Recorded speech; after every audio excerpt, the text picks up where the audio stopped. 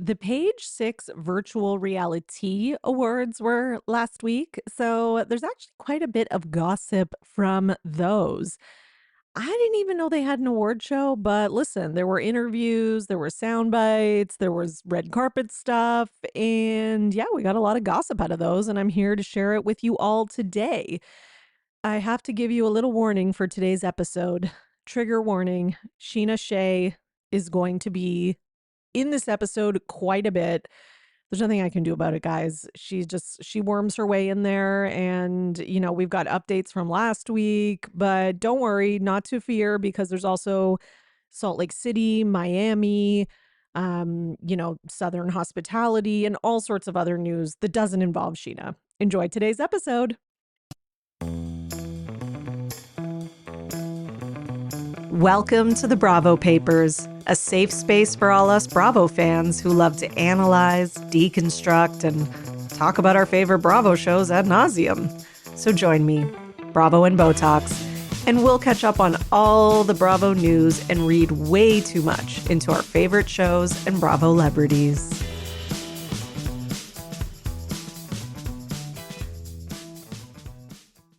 Hello, everyone, and welcome back to another episode of the Bravo Papers, Bravo Weekly News, here with your host, Emily, also known as Bravo and Botox. And we got some news. Unfortunately, a lot of it involves Sheena. I just wanted to give you a disclaimer for the beginning of this podcast. Listen, I don't get to pick what is happening, okay? Like, yes, I pick what I can cover. If I didn't cover anything involving Sheena, this episode would be like 15 minutes long. I'm just going to be honest with you, because there wasn't, not because like Sheena's so important, because she's not, but just because this was kind of a slow news week. So there isn't a lot. And what there is, unfortunately, involves her. Okay. It's just like, when I said before, it was like a couple weeks ago, about Sheena being so scrappy, we should just let her back on. I take it all back. I really take it all back. I was wrong. I was mistaken. I'll go with the Gretchen excuse. I misspoke. No, I didn't misspeak, but but I do regret saying that, okay? I take it back. I can admit when I'm wrong. I need Sheena to shut up. But hopefully we'll get a break from her, okay, after this week. But we have to go into it a little bit because we have some follow-up stories. Basically, this is stuff that is growing off of stuff from last week in terms of like Orange County and the whole like Gretchen, Kiki, Katie, whatever thing. And then there's also her responding to Katie. Katie, as in Katie from Vanderpump Rules. So unfortunately, she's going to span two shows this week. But why don't we start with Salt Lake City? Okay, just so that we don't have to have Sheena right off the bat. Okay, because Salt Lake City has stuff going on. They do. They've got stuff. Angie was on Watch What Happens Live, and she was asked about the whole Brit. Like, there wasn't that much on it that was like that, you know, noteworthy, I would say. But this I thought was, because she was asked about Brit and Lisa being friends. Angie says, because everybody was shocked on the premiere, like, oh, you guys are friends? Like, Brit's like acting like they're best friends. And basically, she says that they were friends for like 5 seconds and that it's already over. So, yeah, I don't know what happened in the season and why the friendship is over, but I'm assuming we're going to get to watch that play out. Now, another thing in regards to Watch What Happens Live is that, Andy was doing these like interviews kind of after the episode was over, and he was doing these little press interviews in the Watch What Happens Live set or whatever. And he was asked about, how he feels about the idea of bringing back Jen Shah or Monica. His answer was, Jen Shah, I never want to see again, or never want to see her face again, or something like that. And then, which I talked about this more on my Patreon, but I agree with him. I really do. I don't think she's needed on the show. I think the show has gotten progressively better since she's been gone. I think she dragged the other women down, and, I think the fear around her does not make for good television because the other women are like they can't like let loose and be their full selves. So yeah, I don't understand why anybody wants her back. Like I think that's crazy. Now Jen Shaw, despite being in prison, has responded to this on an Instagram story. Not really her, but on her Instagram it says from management. So I guess management means whoever's managing her Instagram. And trust me, she would love to be back on this show when she gets out. But anyways, here's what they said. Quote, a respectful conversation has already been had with Bravo behind the scenes, and there are no hard feelings. Okay. Which basically means, you know, I'm not offended by what Andy said, or Jen's not offended by what Andy said. You know, she's above that. And, you know, we already, you know, you can't fire me, I quit. Like we'd already talked about this and you know, we're on the same page. Even though, like I said, trust me, she would love to be back on this show when she gets out. And it seems, and it's not like a crazy amount of time before she gets out because her sentence has been shortened a few times. I can't remember exactly where we're at in terms of her sentencing and when she's going to be getting out. Okay, I just looked it up. So she's getting out on August 30th, 2026. Okay, that's less than a year. All right, then not bad. I mean, she's very lucky. She's very lucky with the sentence that she got in the first place, and then she's very lucky that it got shortened so much. So, yeah, I mean, I don't know if it's luck or an overcrowded prison system. I don't know. Okay. Meanwhile, Whitney has some news for us, guys. Okay. Besides doing a lot of healing, Whitney is telling us that Wild Rose Beauty is back. Okay. So here's what she writes in her caption. Wild Rose Beauty is back. For those who have seen the season 6 premiere of RHOSLC, you learn that I recently have been through a lot with a business venture failing. The venture was tied to my skincare brand, the Wild Rose Beauty. As hard as it is to admit failure on such a public level, it was liberating to speak my truth. The truth that I couldn't see at that point in time is that I didn't fail. I was actually just being protected by the universe and redirected back to my life path. I want to thank everyone who has stood by me and encouraged me to keep going. Most of all, thank you to all my customers, brand ambassadors, and everyone who continues to support me and my small business no matter what. I see you, I feel you, I appreciate you, and I love you. Thank you. Okay, so I'm assuming that she's talking about Prism, like the whole jewelry thing, because she says here the venture was tied to my skincare brand. And then so I guess she's kind of saying like Prism failed and that, I don't know, her focus is going back to the skincare brand, which is Wild Rose Beauty.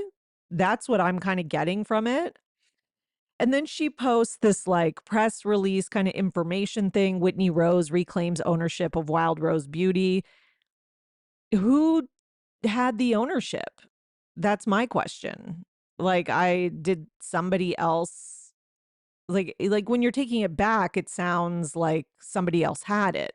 Okay, so yeah, according to cosmeticsbusiness.com, I think this is a reliable source, but other news outlets are saying this too. Basically, there were other partnerships and outside ownership groups, and they are no longer affiliated with the brand. And Whitney is taking on full ownership. Okay. So basically, her brand is going to introduce updated product lines and spotlight hero products. And then the other thing that is said here is that this relaunch is the second time that she's done this since its conception. So originally, the brand was called Iris and Bow. And now, you know, and then I guess she had rebranded it to Wild Rose Beauty. So okay, Whitney, good luck. I mean, it worries me. It really does. Like, not that I really I'm not up at night losing sleep over Whitney, trust me. But I just mean like, it just seems like she has put so much money into this. and so much of Justin's money, if not all of it, I don't know. And it's like she keeps changing. This isn't like there's like the Prism thing, and then this was kind of a different name from the first name. And it's like there's no consistency, and it just seems like she doesn't know what direction she wants to go in. And she's like, this was a storyline a couple seasons ago when she had lost money on it. So it just seems like maybe this is not her forte. I don't know. It's just seems like it's not going well. And I have a feeling that she's going to lose more money on this. I don't know how else to say it. Okay. Now, there's also this kind of like rumor going around, and this really is just a rumor. So, allegedly, rumor, all that kind of stuff, not verified fact. But there is word on the proverbial street that Justin Rose is preparing to blindside Whitney Rose with divorce papers. Well, it's not really going to be a blindside if he's told this to someone and the rumors are already getting out, but okay. Um, the quote from the source is that Whitney has blown all their life savings and he is ready to leave her. Yeah, I don't know. I maybe that is true. Maybe like that she's blown his life savings, but he did agree into that. Maybe he can have some bitterness about it, fine. But then on the other side, it's like that's his meal ticket. Like what other like as far as I know, does he work again? Like I remember he was out of work and maybe he is working again, but like whatever it is probably not making as much money as Whitney is making from being on the Real Housewives of Salt Lake City. Now, that being said, it kind of sounds like maybe she's blowing all her money on these business ventures that are failing. So who knows? So maybe he's like over it. I don't know. But that's the word on the street. Nothing confirmed. Every time I see a rumor about her and Justin getting divorced, which seems to happen every 6 months or so, my thought is always that it's coming from Whitney because Whitney always wants to make sure that she has a potential storyline and that she's not going to be getting fired off the show. That's kind of how I always view it. So, yeah. So we will see. We'll see what happens from there. Okay, so, and again, like I said, like these divorce storyline or rumors about the two of them, this is not the first time and they've been going on for a couple years now. So it does feel like Whitney is kind of throws that out there so that if she does think that she's going to be getting fired after a season, she can sort of parlay that into like, well, it's true. The rumors are true, guys. Things aren't going well. I think we are getting separated. Like she can just like, she has that in her back pocket. You know what I mean? Okay. Let's go to some Orange County news. So this past week, Page Six had their virtual reality awards, which I didn't even really know was a thing, but it is. Okay.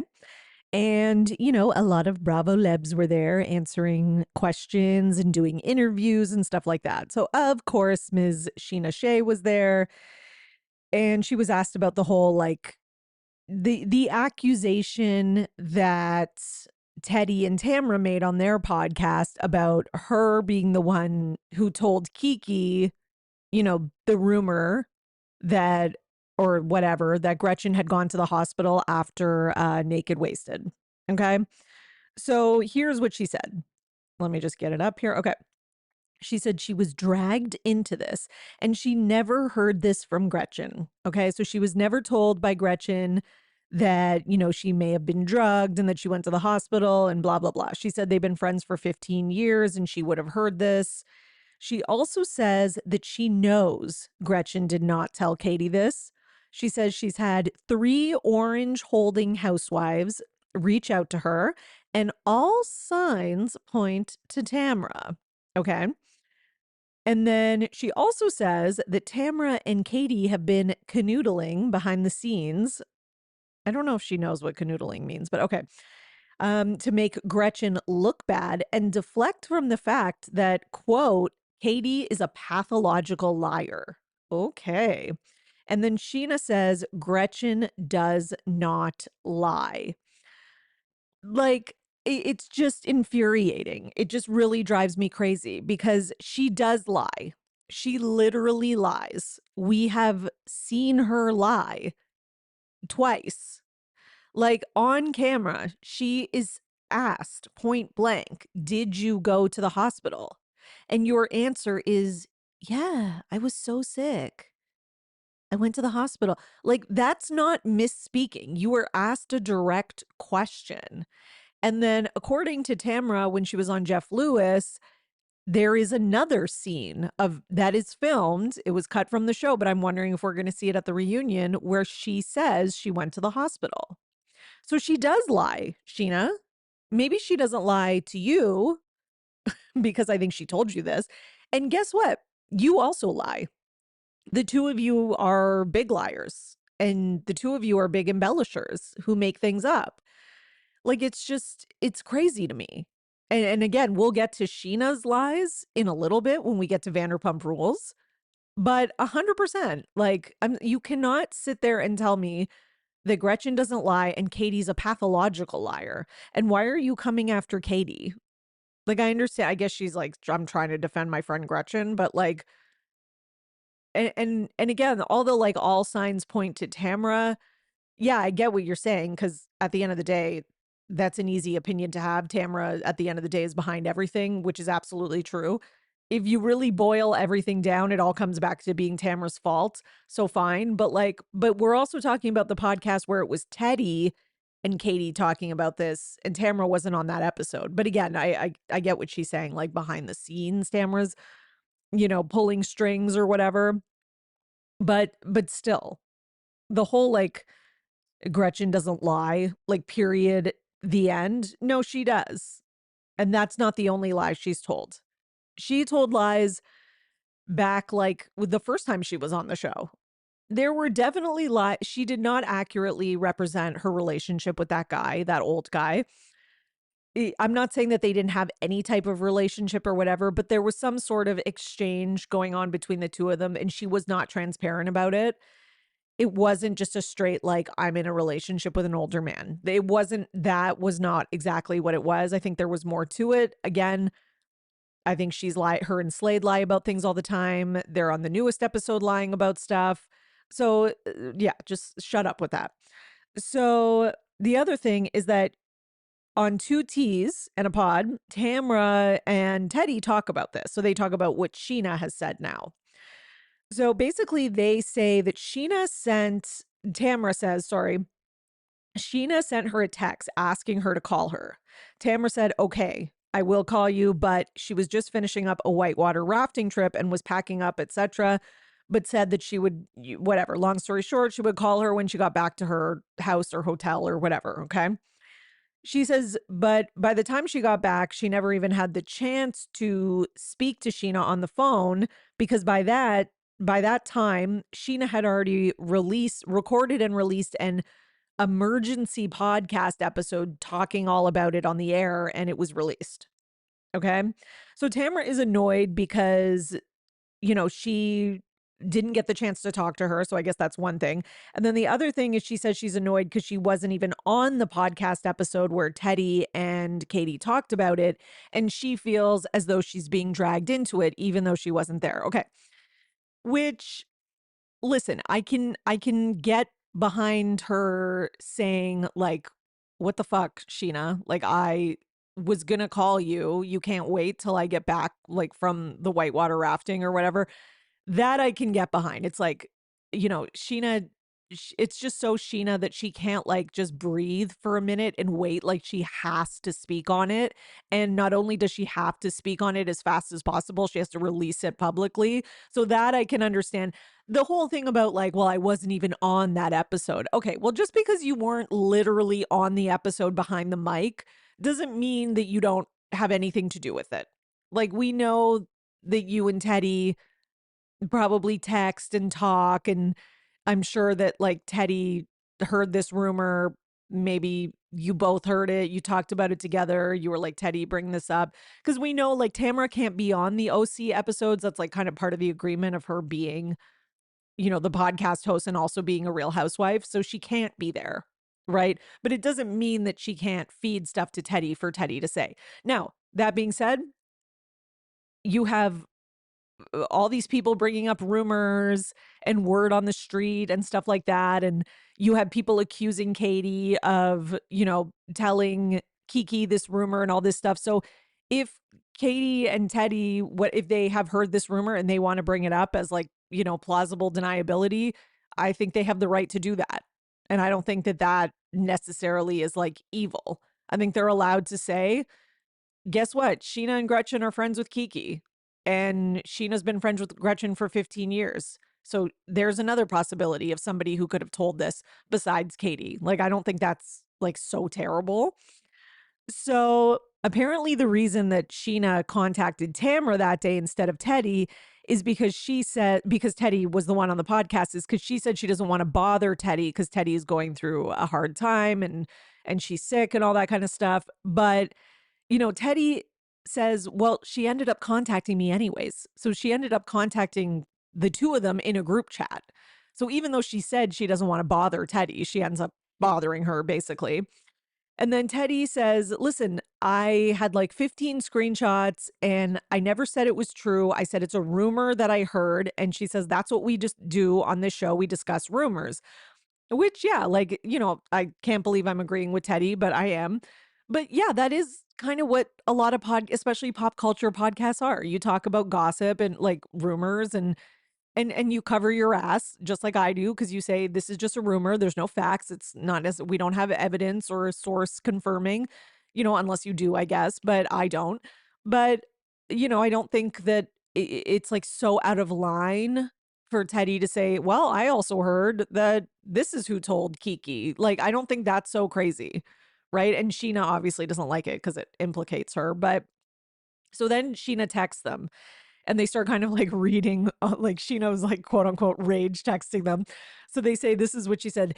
Teddy, I don't know where you heard this, but I'd like to know where this, I'm paraphrasing because it's long, but I'd like to know where the lie is coming from and why I'm being dragged into it.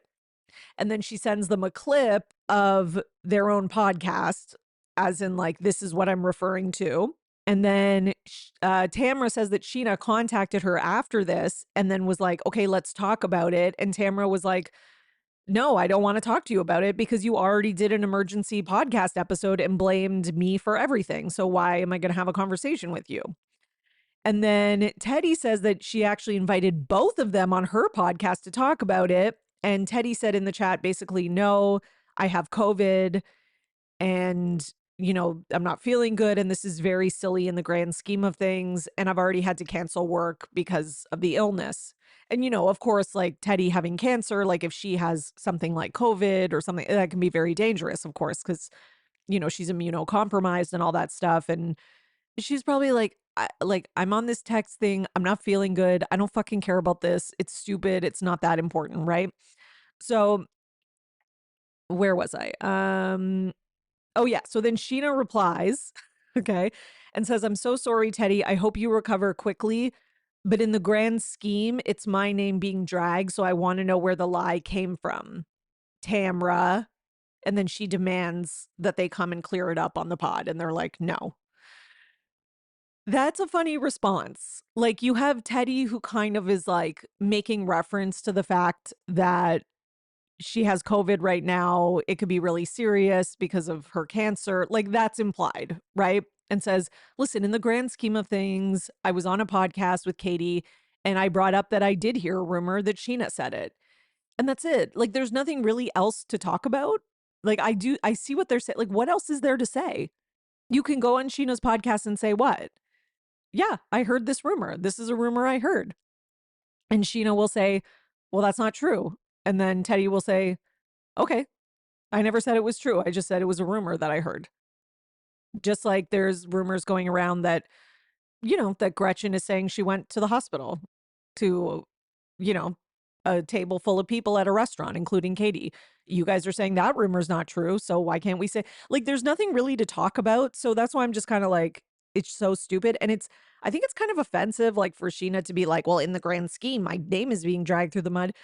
Sheena, your name, it lives in the mud. Your name might as well be like a pig pen, okay? You live in the mud. Your name rolls around in the mud every single day, every single week, and it's literally nobody else's fault but your own, okay? You're so desperate and thirsty to get back on reality TV that you're getting involved in the mess of multiple TV shows, not even just your old show that's canceled, Vanderpump Rules, but The Valley, Real Housewives of Orange County, and I'm sure that there's probably others that I'm not even remembering right now that or new ones that are coming in the future. Okay? Oh, Secret Lives of Mormon Wives, you were involved in that a little bit. Like, stop pretending that you have this pristine reputation that has now been sullied by, like, your reputation is that you're a gossip, you talk a lot of shit on your podcast, you're all about spreading rumors and hearing rumors. You used to do it on the show, you do it on your podcast, so just shush, okay? And rant. Anyways, and to kind of like compare that to the grand scheme of things in terms of what Teddy is talking about is just like, what's wrong with you? Ew. Okay. So then Teddy and Tamra say, and she's making me take Teddy and Tamra's side. That's what really pisses me off. You're making me go hard for the two T's who I am not a fan of. So thanks a lot, Sheena. Okay. So Teddy and Tamara kind of end by saying that Sheena is the queen of rumors and that if it's not true, kind of like, who cares? Exactly. You cannot be mad at people for talking about rumors on their podcast when all you do all day is talk about rumors on your podcast. And also, they said it was a rumor. They didn't say it was true. And you've said it's not, period. The story's over. So Sheena responds to all this, of course, and says she recorded her podcast because she didn't hear back from Tamra. But so she makes it out like, well, I didn't hear back from her. So like I had to speak on it. But then she literally in the next breath confirms that she knew Tamra was whitewater rafting. So she confirms that that is true. What Tamra said about the whitewater rafting thing was true. So she basically tells on herself that, yeah, I was just too impatient to wait like a few hours or whatever it was. Right. And then she says, she confirms as well that Tamra later was like, why would I talk to you about this when you already outed it on your emergency podcast episode? And Sheena says, well, it wasn't an emergency podcast episode. I just re-recorded my Jack's Hole part of the podcast and then released that. So you recorded something last minute on the fly and released it. Just because you didn't call it an emergency podcast episode doesn't mean that that's not what it was. Okay? Like, we can follow what you're trying to do here. Okay. And then Sheena says that Tamra got Teddy to do her dirty work and she didn't want to bother Teddy with this in the first place. Okay. Of course she did. That's how they've been running this podcast since it started. Like, this is not like groundbreaking news.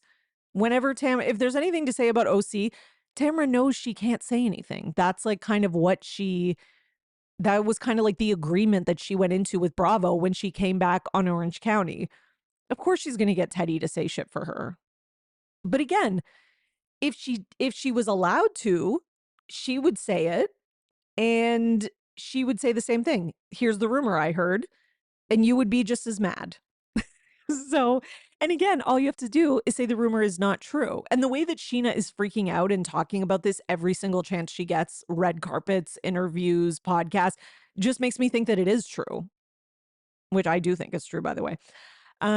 Okay, so let's go to Watch What Happens Live. So Gretchen was on Watch What Happens Live, and she's asked about what actually happened in terms of the whole, like, did you go to the hospital or not?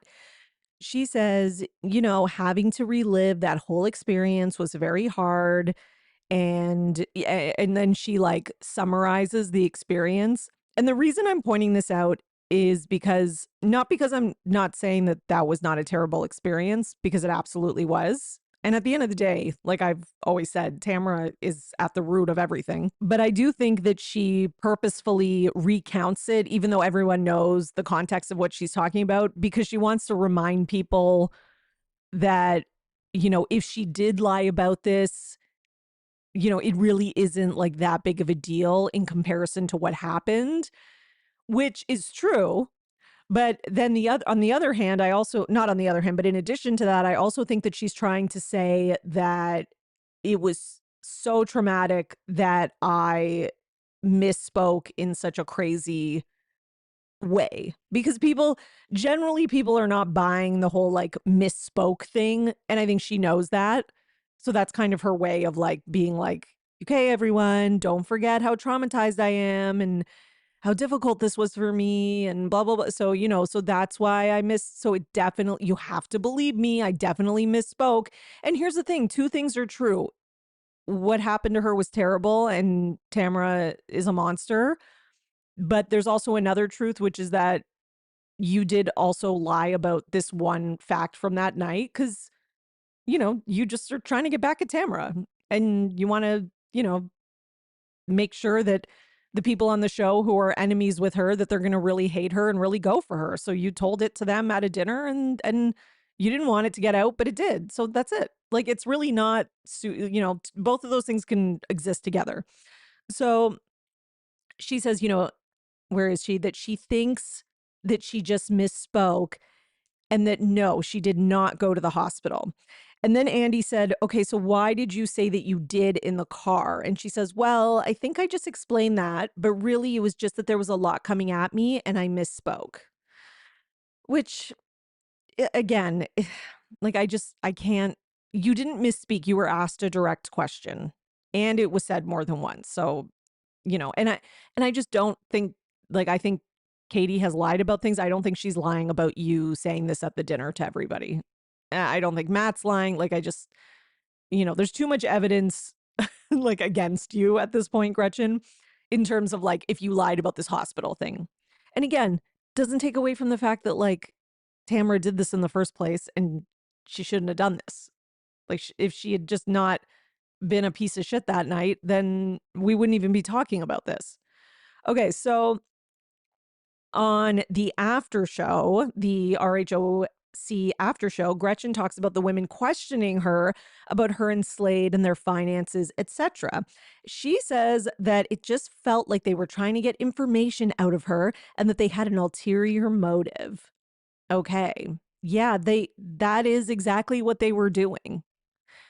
Like, okay, this is where I get so frustrated with people when they come on a reality show and then they're trying to get information about my personal life. Girl, you are on a reality show. Of course, they're trying to get information about your personal life. You're trying to come in and make like a comeback onto this show, and you're not really sharing anything. The only thing you're talking about is something that happened, over 10 years ago and just about how you hate Tamara. Like, give what is going on in your life now? How do you and Slade function? Who makes the money? Like, all those questions that Heather and Emily were asking, I wanted to know. Like, that those are the only things that make Gretchen interesting, but she doesn't want to share it because she just wants to be this like heroic, like Little Miss kind of perfect image. So I was just like, yeah, they have an ulterior. The motive is to get you to be an interesting reality TV character and to entertain the audience. And you're not doing that. So maybe get out. I don't know. Like, it's just so stupid. Anyway, so she said, Jen says she also heard about, rumor or whatever. Jen says, basically, I heard that you and Slade did not get married for financial reasons. Gretchen says that's not true. Then they go over to Emily, Gina, and Tamara. And Gina says Gretchen said that Slade lost everything in the financial collapse housing market. And Tamara's like, so to the 2008 housing crash. Okay. So we're still, they're still, Slade's still using that as his excuse to be unemployed and to be contributing nothing financially to his family and his household. Okay. And then Tamara's like, he's had 14 years to rebuild. And then Emily's like, actually, it's 17. And Tamara's like, whatever, like, I can't do math. And exactly, though. Like, exactly. It's like, it's 2008. That was a freaking long time ago. Like, I remember the housing crash. I was a working person at that time. A lot of people lost everything. It was a very difficult time. Like, people weren't spending as much, like all that kind of stuff. But like, so that's it. So just give up and don't work for the next 17 years. Like, that's what it is? Okay. Anyways, so, and again, this is why they're asking questions, because they want to know, like, what's up with you guys in your lifestyle? Like, it's a little bit different than what we're used to. People aren't used to like the guy not working for 17 years. Like, can you tell us some more about that, maybe? Um, and then Shannon and Heather in their after show confessional are talking about it, and they say, Shannon's like, well, I just don't understand. Why don't they just get married? They could get a prenup, they have a child. And she's like, but like that's like my old lady minded type of thinking, because Heather's like, yeah, they don't need to get married. And Shannon's like, yeah, you're right. That's probably just like my old school thinking.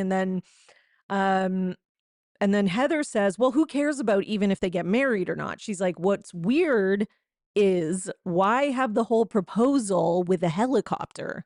Because if you remember, the first time they were on, they had this huge over the top proposal with literally a helicopter on like a rooftop, and they had all their family and friends there, but then they never got married.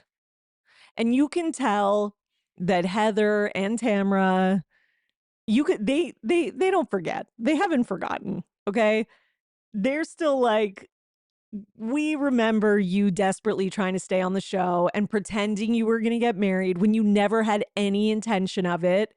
So another example of ways that you and Slade kind of lie. Sorry if Sheena's listening about Gretchen never lies. So they're kind of like, what's up with that?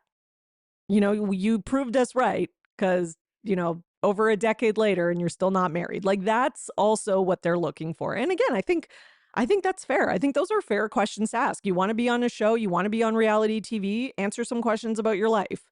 Just saying. Okay. What else do we have? So Tamara went on kind of a tirade on social media as well. So she did like one of those,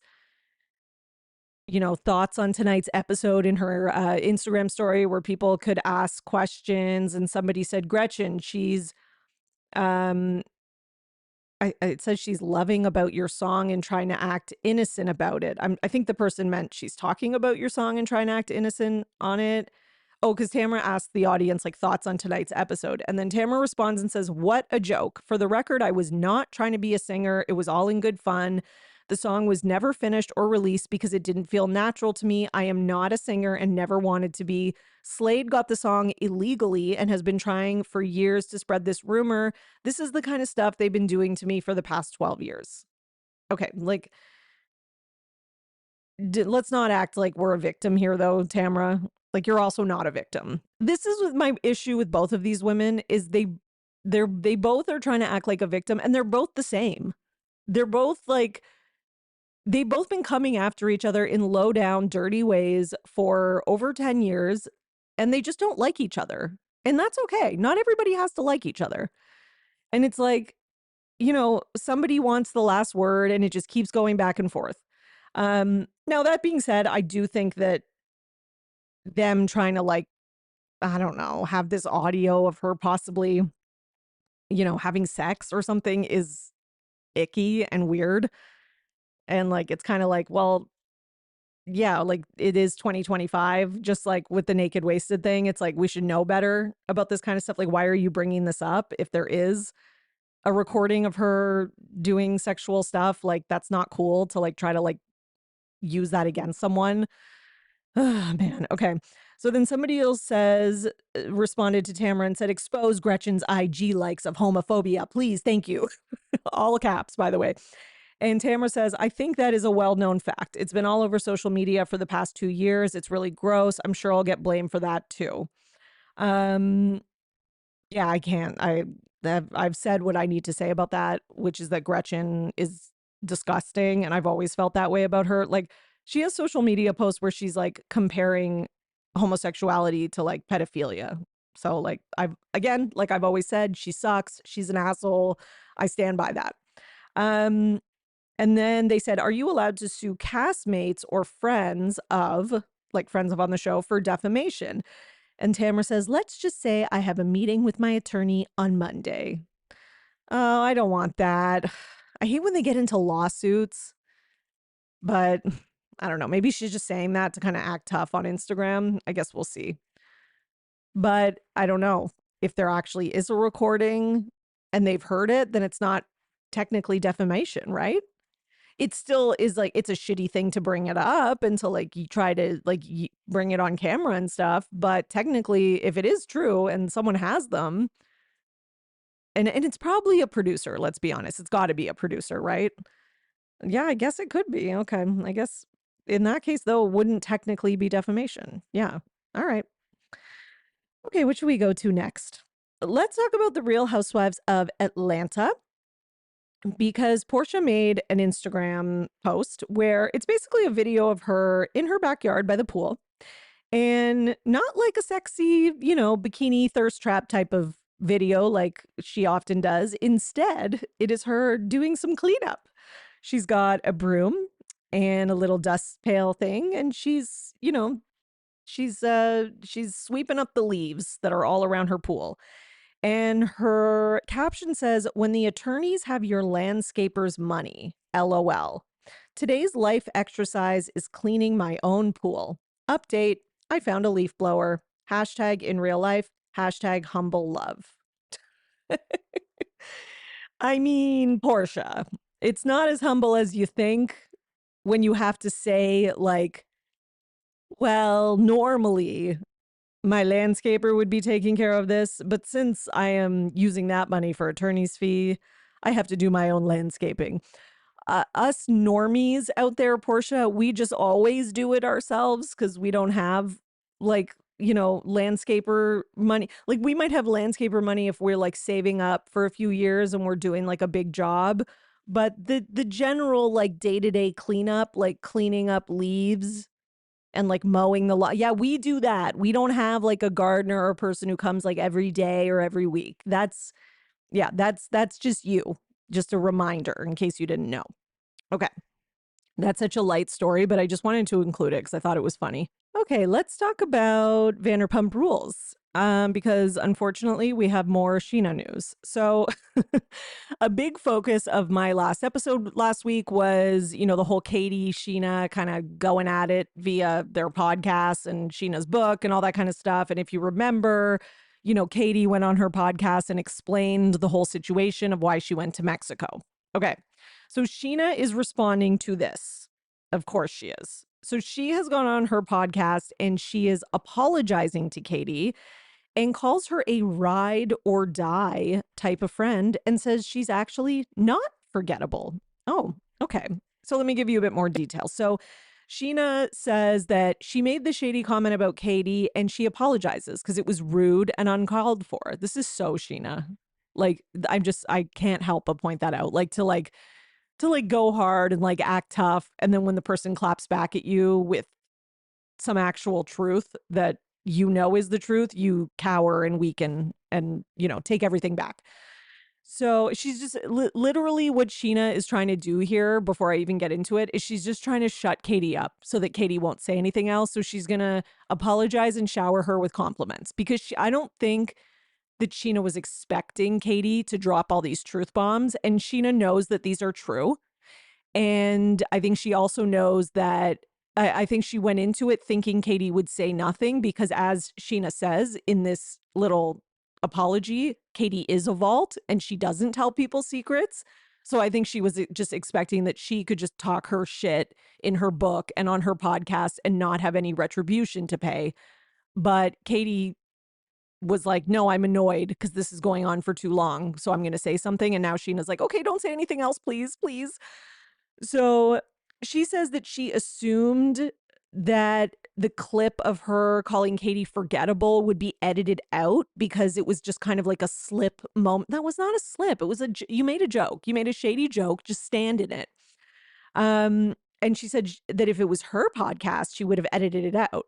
But I guess Gia left it because she thought it was funny, obviously, since she laughed. So it's Gia's fault. You said it. You're recording on a podcast. You have to assume that everything you say could make it into the final edit. And I'm sorry, but don't try to tell me that you are 15 years plus into this business of media, reality TV, entertainment, and that you don't know this. And like, it frustrates me. Like, now you're trying to shift the blame onto the podcast that you were on. Like they should have known. Why? You shouldn't have said it. So then Sheena goes on to say that she wants to give Katie her flowers because Katie's actually a really good friend. And, they have had a real friendship in the past. She says, for example, when she found texts between Shay and another woman, Katie was there for her and she was super supportive. And she never told production or media. She kept it a complete secret for Sheena. Oh, isn't that nice of her? She also says that Katie is a ride or die type of friend who won't betray you. And that's the kind of friend that she is striving to be. And she's trying and she's learning from her mistakes. Um, why do you have to strive? Like, it's just hard for me to wrap my head around. Like, why do you have to strive to be that type of friend? Why can't you just be that type of friend? Like, at your big age, like, you're like 40. At this point, if you still don't know how to be a friend, I don't know if that can be fixed. Like I think there's just something wrong with you. I don't know. Like that just seems crazy to me. I don't know who raised Sheena to be the way she is, but oh my God. Okay, so she says overall she shouldn't have said any of that. Um and then she says, "Oh, I'm sure Katie has said shady things like that about me, but probably just not on the podcast though." Yeah, duh. Everybody says things about other people. But most of us don't record it and release it for the world to hear because that's actually just mean. Like, Sheena, you're just figuring this out now that it's better not to talk shit about somebody straight up on your podcast? So she also responds to what Katie said about the wedding and going to Mexico. And she says she doesn't doubt that production said all that to Katie, but also on the other side, she doesn't believe that Katie went on the trip so Sheena could get her wedding. No, that's not what Katie said, though. See, like reading comprehension is important, even though this was audio. But, listening skills are important, Sheena. We need to actively listen. The problem with Sheena is I can guarantee you that she's the type that listens, but like really is just planning what she's going to say next and not really listening. So she probably didn't even carefully listen to the clip. But what Katie says, she did not say that she went to Sheena's wedding for Sheena because she was trying to help it get filmed or something. She basically said production made her go and sold it to her, so that she could like have a little vacation with Christina Kelly and that they needed her to go because otherwise Bravo wasn't going to let them do it. It wasn't because she was like, I want to make sure that Sheena's wedding gets filmed and that she gets to have a wedding on the show. Like, she never said that, Sheena. My God. It's a lot. It's just a lot. Okay. Anyways, at the Virtual Reality Awards, she, as in Sheena, also responds to Lala's, you know, Sheena is just being Sheena dig. I guess you could call it a dig. She says she didn't like that at all.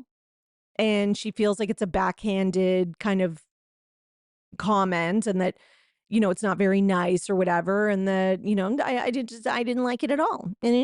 And I think this is her and Lala angling to get on the Valley. So I'm not going to give it that much more attention because I don't even think these two are fighting. I really think that this is a thing. Like, they would love to go on to the next season and have the storyline be, Lala not posting about Sheena's book and maybe she's jealous because she didn't make it on the New York Times bestseller. Like, this is all a planted conflict. And we see what you're doing. Okay, let's go to Real Housewives of Miami. So, where is Real Housewives of Miami? Let me find it. Okay, so at the Virtual Reality Awards, there was a interview with Alexia and Marisol, and they discussed Adriana body shaming Marisol. So when she said, you have old wrinkly knees or whatever that was, Marisol says it's very hard. And she says, especially because people used to do that to her mom. And she actually gets like legitimately emotional and like starts crying. And I was like, oh, okay. I just wouldn't expect, like, I just kind of see Marisol as being at the point with Adriana. I kind of thought they all were at the point with Adriana where like they just don't take her that seriously. And that they're just like, oh, this one's talking again. Like sometimes it kind of feels that way, but it does seem like she was actually bothered by this. And when she mentions her mom, I was like, yeah, I could see that. Because I mean, like her mom, so many people like would, I'm sure, comment on her looks and her face and everything. And, you know, I can see that being like a triggering thing for her. Marisol said, oh, sorry, Alexia says Adriana does that. She body shames. She said she did it to Larsa as well. She says, and then she plays victim and she gets away with it. Yeah, I guess that's kind of true. Like she does, like, you know, as much as like I probably, along with most other people, kind of laughed when she talked about Larsa like looking so different. And it's hard because it's like when you do these things to your body and you make yourself literally, like when you have like a head transplant, and that's what it looks like in Larsa's case, and her body looks so different, you know, it is sort of hard when you're in the public eye, like to, like, I don't know, like we shouldn't be shaming, of course, but it is hard not to notice or comment on it, I think. And I can understand why Adriana was like, you look like you look like a Kardashian. Like I can see kind of, but again, it's not nice. So I do see what they're saying, that she does throw digs, but then also gets really like upset when anybody digs at her. But that's kind of all of them, to be honest. Alexia's asked about her and Todd. She says, you know, we're doing good. We're doing good. Things are good. She says it like 5 times. She says she loves him. She doesn't know how to unlove someone. And then she makes a quip about how this time last year she was telling the same reporter that she was getting remarried. So she's like, yeah, so, you know, things can change and I can change my mind and I take things one day at a time. Okay, so they're not getting remarried. So that's at least a step in the right direction. But she says things are good and that she still loves him. But she also says that once she loves someone, she'll love them forever. So I don't know if that's her way of just saying, like, I'll always have love for him, or if she's saying that I am in love with him and we are together. It's really not clear. I don't even think I care that much at this point because this cannot be like a storyline forever. I'm already bored. But she doesn't give a clear answer on whether they're together, like what's happening. It's vague. Maybe we'll learn more at the reunion. Meanwhile, Larsa was on Watch What Happens Live, and she said that she does think that maybe Kiki was trying to be a little bit shady with the equation and the numbers on the cake to get back at Adriana for the ratchet/wretched comment. And then Andy asks what she thinks Adriana actually said, and Larsa says it was definitely ratchet. And then Larsa goes, I don't even know. Like, she's like, what is wretched? I don't even know what that is. That's not even like a word that I've heard before. And I was like, okay, Larsa, just, yeah, okay. Yeah. Of course you don't. Okay. Anyways, just because you don't know what that word is doesn't mean the rest of us don't. That being said, I agree with her. I do think that Adriana said ratchet, and I do think that she's trying to walk it back because she thinks she's going to get, you can tell she thinks she's going to get canceled. Look at her in the latest episode with her friend Carol. Like, she's doing way too much and she's actually making it worse. Okay, so Alexia and Marisol also say, this was, sorry, to go back to the virtual reality TV. Sorry, my note was out of order. They also say that there was a bomb at the reunion. So everyone's been talking about how there's something that happens at the Miami reunion that's like a bombshell, and that, you know, is going to be like so crazy. And they say that it's something that is going to be like historic, and that is, you know, it's going to make history and Housewives. And I always get worried when I hear stuff like this because it just, whenever they oversell something like this, it always ends up being such a letdown. And it just ends up being like, wah, wah. So I don't know. I mean, listen, I hope that it is something like that because, hey, I would love that. We would all love that for entertainment's sake. But I don't know. I just have a bad feeling about it. Okay, what else do we have? We have some RHONY news, actually, because Carol Radziwill is back on Twitter and she's getting questions. Some questions about her, you know, time, acquaintanceship, friendship with Ghislaine Maxwell.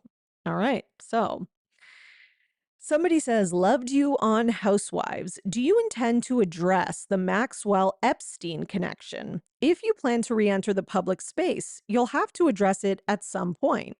Shrugging emoji. Carol responds and says, if people are interested, but I never knew Epstein, and the quote unquote connection to Maxwell is not very interesting. We met at a social event in New York, but sure, go subscribe to my Substack. Link is in my IG bio. Thanks. With 3 exclamation points. I just want to point out that the tone of that reads a little guilty to me. I'm not saying Carol was like involved in this or something like that, but do I think she may be sort of on the low down kind of knew? Yeah, I do. Sorry. That's just my opinion, not a fact.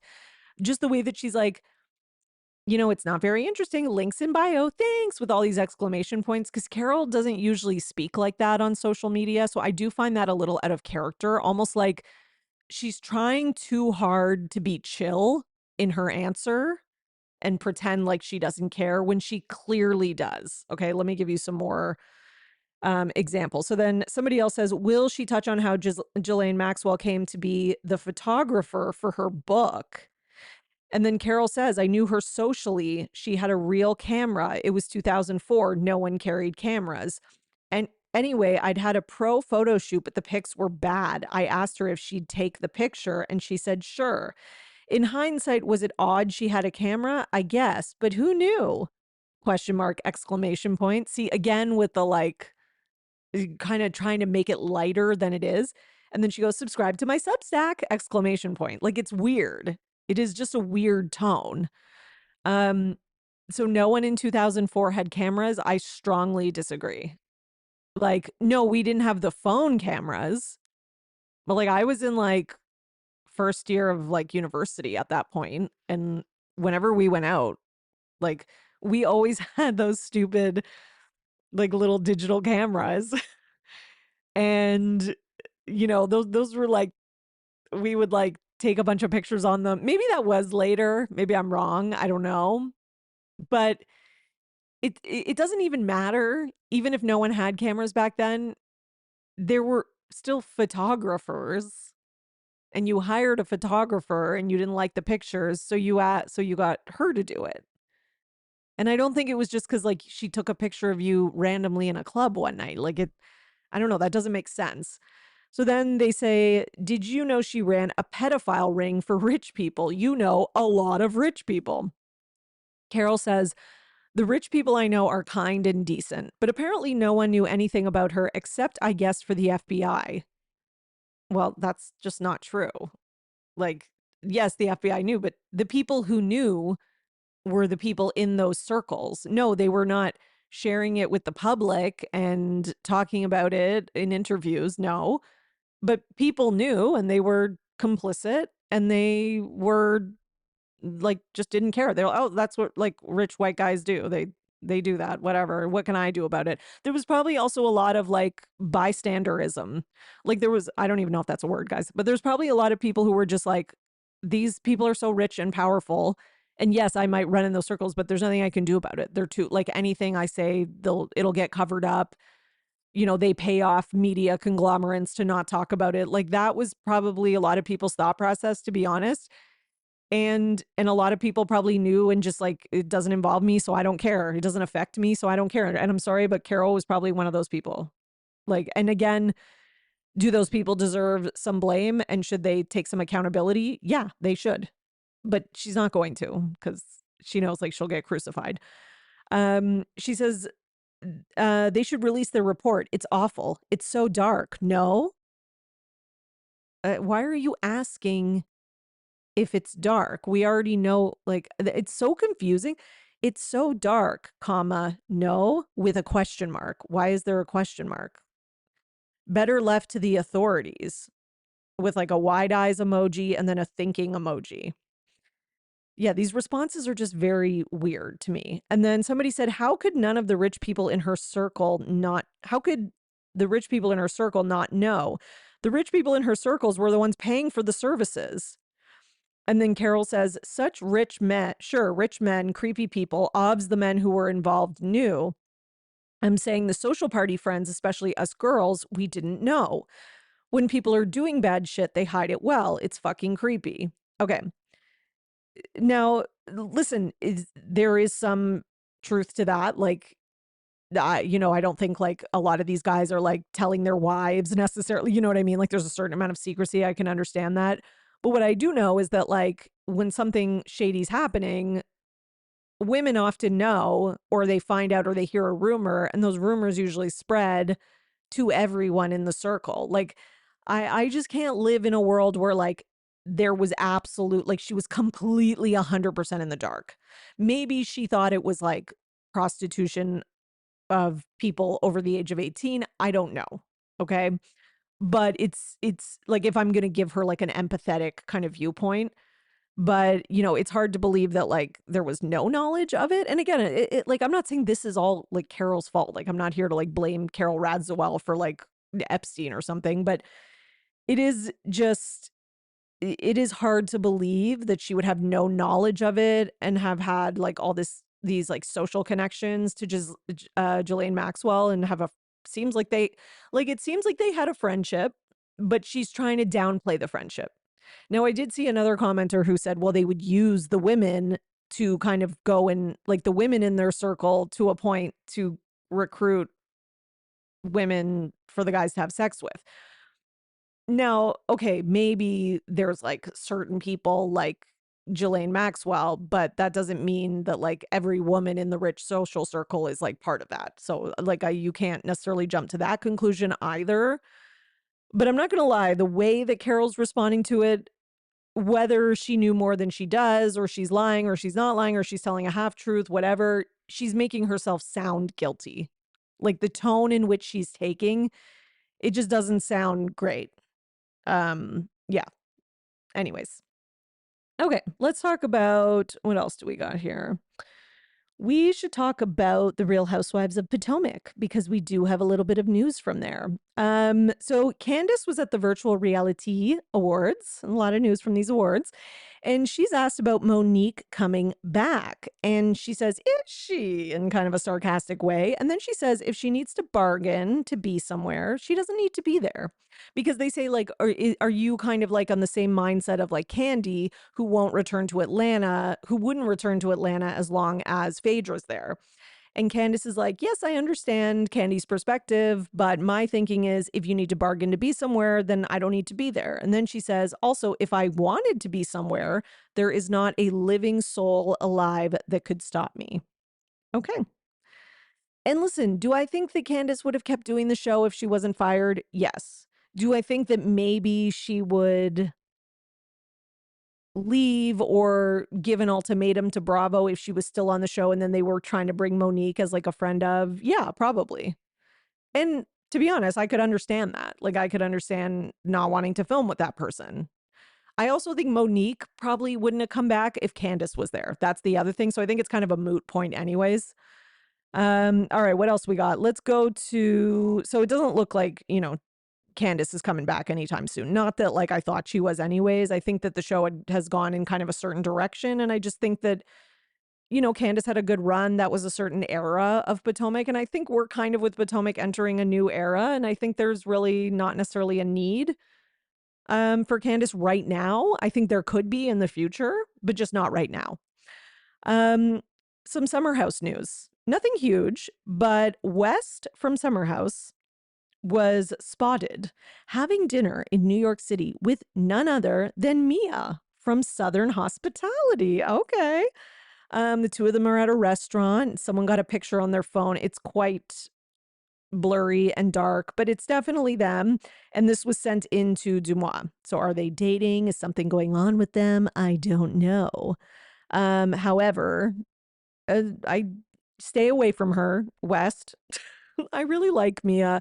I thought she had like that other boyfriend that she was dating on the show and they were kind of like long distance, but they were like making it work. They seemed like a good couple, but I guess it didn't work out. So I'm assuming they're broken up, but it's hard to like, it's hard. Like it hasn't like, it's not like she announced it or something, but unless they're legitimately just out as friends, I have no idea, but I don't know. Everyone's trying to do the crossover now. Okay. Everyone's trying to like, let's cross over and date someone on another show. It'll get us more clout and we'll up our stat. We'll do the Craig and Paige and da da da. Okay. We'll see. Cause then there was also those rumors about Carl dating Vanita from Southern Charm, which again, I haven't like seen any updates on anything like that. But, you know, so that makes me think that it was just a rumor. Meanwhile, Madison LaCroix of Southern Charm, speaking of Southern Charm, is opening her own hair salon in Charleston. So congratulations to her. I'm kind of surprised she didn't do this sooner. Just with like her popularity on the show and like, she was kind of like the villain for a little while and then she became the not villain and now she's kind of become like a staple sort of character on the show. But yeah, it's good for her and I'm sure there's going to be a storyline made out of it for sure. Who knows? Maybe there'll be a spin-off in the future. Petty, gossipy hairstylists in Charleston spreading rumors and talking shit, does bring something to the show. Could bring something to the show, I should say. Okay, everybody, thank you so much for tuning in today and being here to catch up on all the news with me. And until next time, if you're looking for more content, head over to Patreon, patreon.com/Bravo and Botox. I'm covering Real Housewives of Miami, Real Housewives of Salt Lake City, and Real Housewives of Orange County. And once Potomac starts, I'll be covering that too, and any other shows that start in the fall, like, Beverly Hills, etc. So yeah, check that out. And you will also get news episodes, sorry, I forgot to mention, ad-free. All right. You are now in the know for everything Bravo. See you next time. Bye. Thanks for listening, everyone. Your support really means everything to me, and this show wouldn't be possible without you, the listeners. So please, if you enjoy the podcast, leave a 5-star rating and subscribe so you don't miss an episode. For more, you can join my Patreon, patreon.com/Bravo and Botox. And for $5 a month, you'll get 4 extra podcast episodes a month. You'll also get early releases of Bravo Paper episodes and more.